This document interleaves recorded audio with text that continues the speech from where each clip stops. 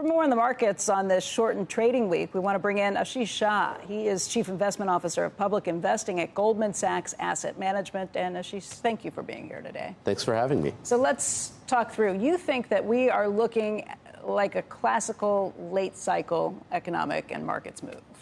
That's right. This is a classic environment where growth is strong. Fed's had to tighten because of inflation concerns. In this case, it was real inflation.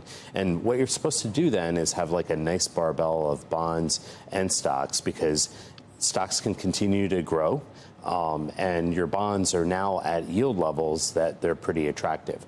I think overlaying that, and we're seeing this today in the market, is you have a secular trade in AI. That's what feels different. The secular trade in AI combined with federal spending on a really massive level. It really is different, and we're seeing it roll in every day as companies want to make sure they're investing for the future. But here's the thing.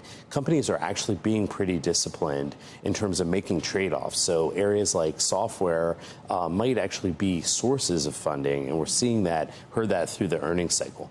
I guess the thing added on top of the AI and the technology spending that's taking place is the federal spending that's already been kind of accounted for and is going to be kind of flooding into the economy over this period of time. And the question that raises is, does that make inflation a trickier beast this time around? Look, I think that that's the reason why rates are still so high and the economy isn't slowing at the pace that you would normally expect. But having said that, like, you're seeing the consumer really start to behave in reaction to this environment. Sure. I guess my question is, does this change? We're fine. I think the market's okay if we don't see a rate cut anytime soon. The market might completely change its mind, though, if the next move is a rate hike. And if that's the case, if they have to do something because inflation is stubborn or even stronger and picks up speed again, that's a different ballgame. Look, I would completely agree with you, but I don't think that that's going to end up happening. I think what the Fed wants to prevent from happening is the market from getting ahead of itself, lowering rates on its own, right, which is what we saw at the end of last year.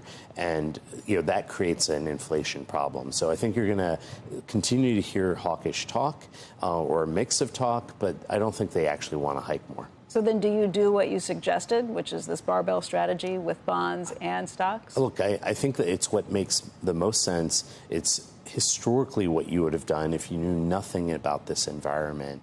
Like, it's what made sense. And you're probably supposed to add in some commodities into that mix, because commodities, again, are a good later cycle play.